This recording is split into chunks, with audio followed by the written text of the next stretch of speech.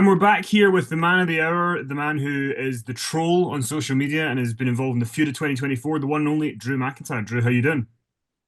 A troll. Look like your average troll. I've said this before. I'll tear everybody apart on social media, but I don't just stop there like the actual trolls. I come from behind the keyboard, then I'll beat your arse. And then if I wasn't married, I'd take your girl too. Let your A great way to average kick off. 2024 was arguably the best year of your career, right? There was so much stuff that you got to do in that year. But late 2023, November, just before War Games, you turn heel. Drew McIntyre turns heel on TV. Was it time for a change, did you feel like, for the character at that point?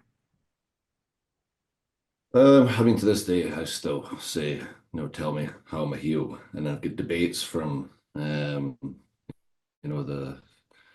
let's say the older, more what's the word, smart fans will go back and forth and they'll go, "Oh, I see your point." All like to literally kids. I went to school recently and had a conversation with some of the kids there, and one of them just didn't like me.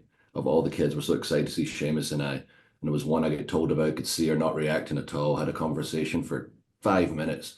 It was because I beat Seth at Mania and some of the things that I'd done prior, and I explained my perspective. We got on the same page, and suddenly she was a Drew McIntyre fan. So not a heel, justified, but it was 100% time to start evolving the character, adding layers, really exploring what we could do with what we had. And in the past, we weren't able to use previous months, never mind previous years of our characters. As motivation going forward, it was all very much what was happening in the now, and it was very much, black and white, very few shades of gray, and the new regime, with Hunter in charge and being able to explore the past, being able to explore real human emotions. It was so exciting because that's right in my wheelhouse. If anybody like yourself has seen my stuff outside of WWE, when I can really go all the way with the storytelling, along with Hunter himself and our creative team, I was like, wow, we get something special we can do here. Look what happened with the Bloodline, how successful, in depth it was, character and storytelling wise. I want some of that. And that was step one of how far can we go, and look how far we've come, and we've just gotten started. And then, not long after that, we have War Games last year, and at the end of that show at Survivor Series, CM Punk returns, and you walk out. It was everywhere. I mean, we're kind of in that blurring the lines of reality phase. Imagine I there mean, was video footage of that. I bet there is video footage of that. Everyone keeps bringing it up, like because it was but online, right? I mean, Yeah, I may have caused a mild scene. I mean, not like Seth standing 20 feet away, waving his hand and his finger, because that's what a kid in a playground would do. Somebody who's an adult who's thinking, I'm gonna ruin the show and have serious consequences if I react in an adult way by punching a man in the face, I'm gonna leave the arena. That's how an adult but reacts. it's interesting because Seth's just done an interview with Chris Van Vliet that's come out today, and he said about that situation that he had no clue Punk was going to come out, and it really sort of was another example of how Punk behaves. But why for you was it so personal that you felt you had to leave? I mean, to this day, I'm still not willing to go into, details. I've spoke about it briefly about a lot of things happened when I was younger. Him and Seth have different beefs. Maybe a little thing from when I was younger, but it's mostly things that were said about him and said about the company. It really got to Seth. For me, it was I was here when I was a kid and around him, and certain things happened that adversely affected my career, and yeah, really stuck with me, and kind of was interested in the way storytelling is played out on TV, because this is something is based in reality. He showed up that particular trauma from the past, because we're all humans, and if something from the past shows back up that has really affected you emotionally, and it's in your head, you thought you'd forgot about it, it's brought to the forefront, you're going to react. And I react as professionally as I could that night. And when we talk about the character, the storytelling, whatever going forward, that's a reaction of real life, and things like the Jey Uso being moved to Raw, and everything that happened to myself, to Drew McIntyre, with the bloodline and all the constant beatings and the family screwing me over in the UK in front of my family after them sacrificing me for 17 years, and that was going to be our moment.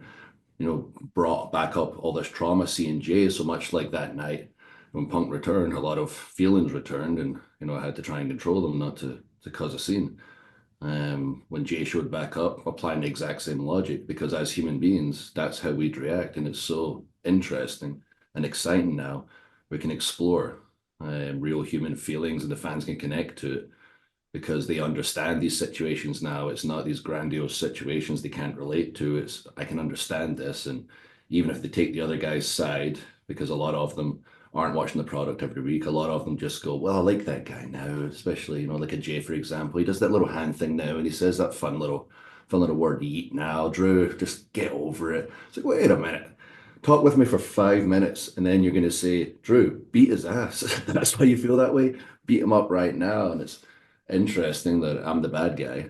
And when all I do is tell the truth consistently, it's important to me to always tell the truth, as myself and as the character, which the character is very much an extension of myself these days. And it's an exciting time we're living in. It's a reflection of the world that if you're too willing to tell the truth in 2024, 2025, you're willing to tell it how it is instead of rose-colored glasses like everyone else, wants to pretend things are in the world, then you're the bad guy, apparently. Well, let's move forward to the Rumble. You're in the Royal Rumble match with CM Punk. Obviously, he ends up getting the tricep injury. And I mean, that could have gone, way south as a situation, but He then got a tricep injury. I gave him the tricep injury. you gave him the tricep injury. I mean, that could have been a thing where he's out for, 7 months. We don't see him and it kind of cools off, but ended up you guys had the feud of the year. How do you kind of process that to sort of make chicken salad out of chicken shit, I guess? I mean, I was going to talk about it. I was going to brag about it, and I was going to maximize it, um, because I'm smart enough to do that. But also, personally, I wanted to brag about it and laugh about it. When he returned to the company, everybody right away was booking these dream matches. CM Punk versus Seth, CM Punk versus Roman, CM Punk versus whoever the hell. Not one time did I hear my name, and it's like, oh, why would no Drew fight Punk? That makes no sense. And again, like usual, when people tell me I'm the bad guy, I sit there and go, why wouldn't it make sense? These are people that he barely saw the tail end of before he left the company. I was there the whole time. Do you think there's not potential stories there? As much like John Cena right now, I heard him mention my name on Monday, and I've said very publicly, we've never had a one-on-one match, and I am not letting him leave this company without at least getting on the mic one time, and ideally getting that one-on-one match. But I've heard some of this similar stuff, like, oh, why would Drew wrestle Cena? I was like, how about Drew was one of the ones that was there all the time with him on the road every week, and may have 10 times more stories and feelings towards him than he does to Punk. So it's interesting, seeing people's reaction when people show up initially, going, why would that make sense? Why, how about shut your mouth, think about it logically, and remember, Drew might be the same age as, like a Roman or a Seth, but I believe it's just myself and Cody who are from that generation who are still not over 40 yet. And speaking of that Royal Rumble thing, the CM Punk injury that happens, everybody kind of thought, or there was reports online, it was going to be Punk and Rollins at WrestleMania 40. If Punk had not got injured, what would WrestleMania 40 have looked like for Drew? But it made something happen. By that time, we were starting to get on a roll. Um, it was interesting. I never really thought I would feel that way. In WWE, those times when in 2020, whatever, I felt like, okay, this is perfect. This is as close as we're going to get, to the real me, to telling my truth. And while I was doing Smiley Sword Man, I just wish I wasn't carrying this sword and holding it while I was trying to cut important promos for 20 minutes and smiling when I just got screwed the week before. But it's as close as we're going to get. But at that point, having that kind of freedom and that feeling I had when I was in ICW and Evolve and the likes of, wow, I really feel like I can say, I mean, without the swearing, it's really hard. As you know, being Scottish, to not swear all the time, but I can really go all the way, and they're really giving me this open platform to be myself, and it's really starting to work. And they're coming back with this great creative that's allowing me to go all the way. So I knew we'd make something happen. But I also kept saying, no matter what was suggested to me as potential ideas, that I'm going to be fighting for the title in Mania. I'm going to be fighting for the title in Mania. I'm going to be fighting for the title in Mania. That was my response every time. And and that you did, obviously, it was you and Seth at WrestleMania. I wonder, when WrestleMania was happening, it's you and Seth, you're in one of the biggest matches of the weekend, and then there's the you and Punk interaction, there's the cash in, there's all that stuff that's going on. Was there any part of you that weekend when you're going through all this stuff and having all these big moments that thought back to that empty PC winning the title at the COVID WrestleMania, basically, and kind of how far it's all come for you? Yeah, I mean, I'm basically the only one that does.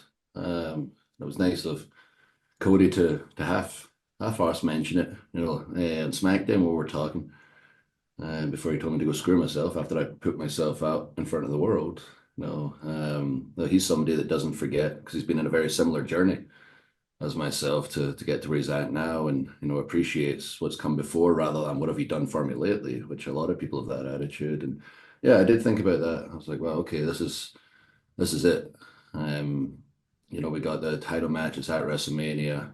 No family are going to be there, and I'm going to make sure I have that moment, with the title. And still at the time with the mindset with the fans, where they completely turned on me for nothing, for just because they like the other guy more, even though Drew was there for during the tough times. Doesn't matter what have you done for me lately. Um, it was still, awesome. I'm thinking I might get that chance to raise the title, have that moment, and I made the absolute most of it. After I won the match, um, the fans, chanted that you deserve it, which it was you've earned it, because I certainly felt like it earned that moment. But nonetheless, I was happy about it. I had a moment with Seth. He's somebody, we're not like Punk and I or whatever, not got this personal rivalry. It's a very professional rivalry of who one believes they're better than the other and everybody else and wants to lead the charge, which is good to have that kind of friendly competition. So we had a moment between ourselves, which was special. And then I was able to present the title, to my wife. It was such a big part of the journey, which wasn't planned. It just kind of went with how I felt in that moment. So, that 5 minutes after the 1, 2, 3 was still very special, still counts, and still, something that'll always stick with me before everything went horribly wrong in front of the world. And this rivalry you've had with CM Punk, I say, it was feud of the year in 2024. I don't think anybody can dispute that. And you guys sort of finished that off with the Hell in a Cell match at Bad Blood. And you've both been in Hell in a Cell matches before, but it felt like that you guys were breathing new life into the Hell in a Cell match and with this one, rather than it being a pay-per-view of like three of them. What was your mindset going into the match? Was that in your head at all? Yeah. To pay all this work off with a match that justifies how the story is built.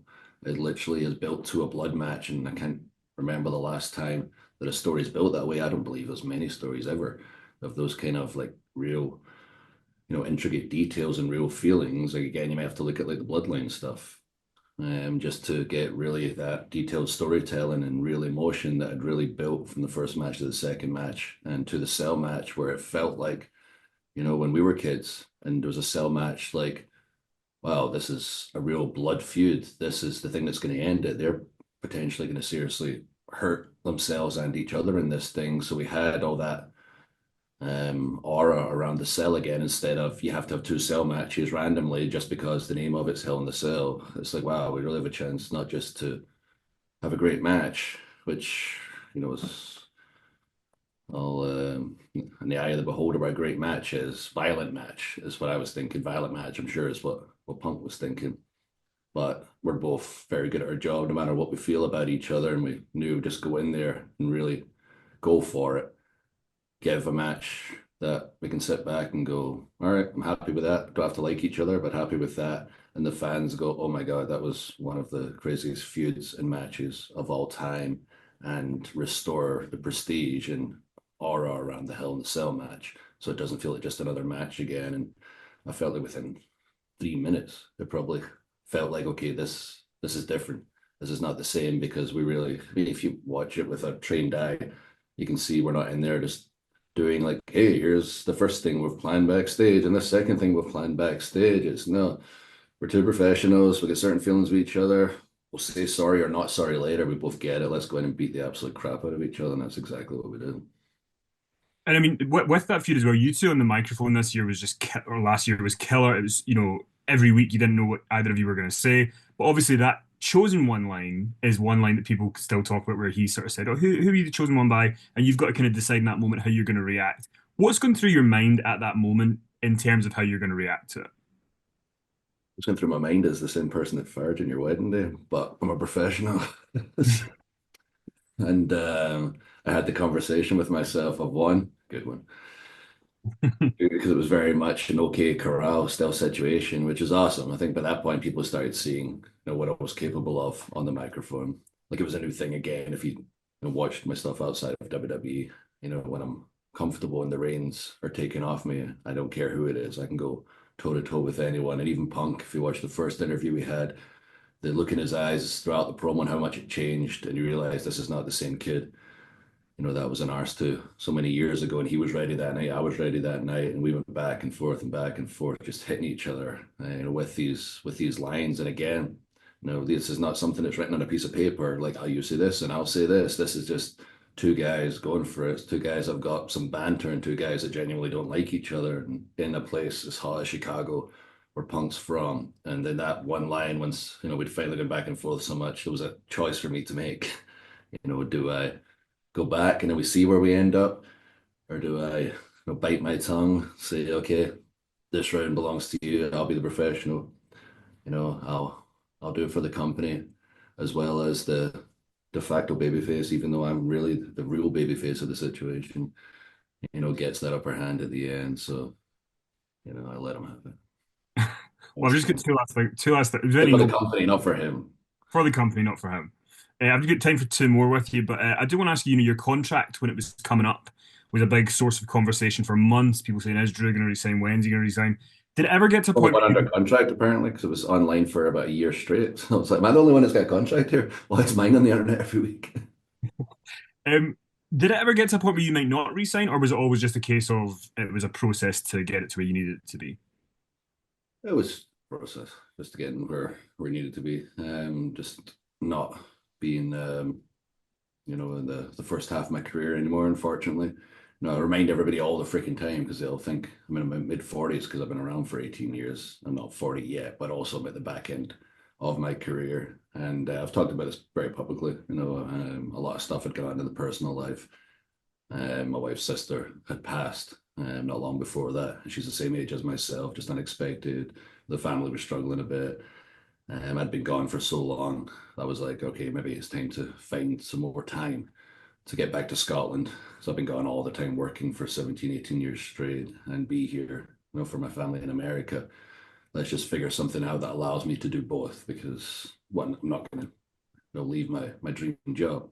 But also we're on a heater with the story. But at the same time, we've got to do what's right for the family. And, Hunter was awesome. Nick Can was awesome. We got together and, figured it out. And then, Rock's in a nice, lovely sword with some nice words to cap it all off. So we got there in the end. It's just, yeah, making sure these days what's right, not just selfishly for myself, but also my family. It's also got to make you feel pretty good that The Rock's delivering you swords and giving you words of encouragement. I think he does that for everybody. Yeah, he doesn't do it for everybody, and it's never lost on me. And he's always been a supporter of mine from my first run.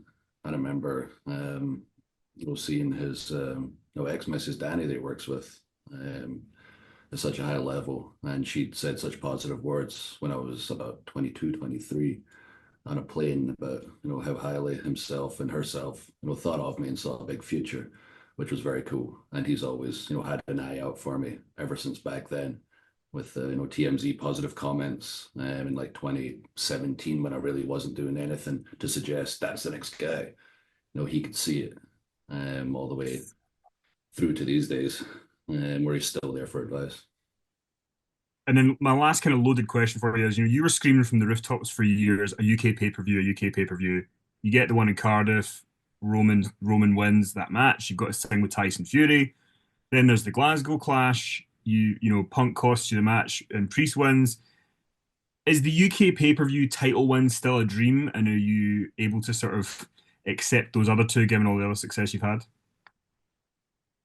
Yeah, and it seems like something with our long-term storytelling that we can pay off eventually. It sucked in the first one.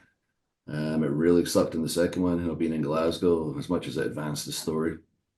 Um, but I guess that's another, interesting story right now, since we can use everything we have at our disposal right now, and we do, especially going forward. We're about to have all these hours of TV every single week. That I'll be going for that, big win in the UK, and whether it's next year, the year after, it doesn't matter. That's going to be a big build and a big moment when it finally happens. And now that we're all across the world every single year, we've got Glasgow TV coming up again after breaking, the arena gate record at the time with the last Glasgow show. It's awesome to see just how much we're doing shows across the world, but specifically in Europe, and more specifically, where we're from in Scotland. It's such a small country, and getting so many TVs, and not just regular TVs. And we got these European shows leading into WrestleMania, literally the absolute peak of our television year. All the shows are back home in Europe, and specifically in Glasgow. And I expect a big night that night. I'm going to make sure I have a big night that night and make sure people are talking heading into Mania. And I'm going to have a big Mania moment. Well, Drew, I'm happy for all your success. Couldn't happen to a nicer guy.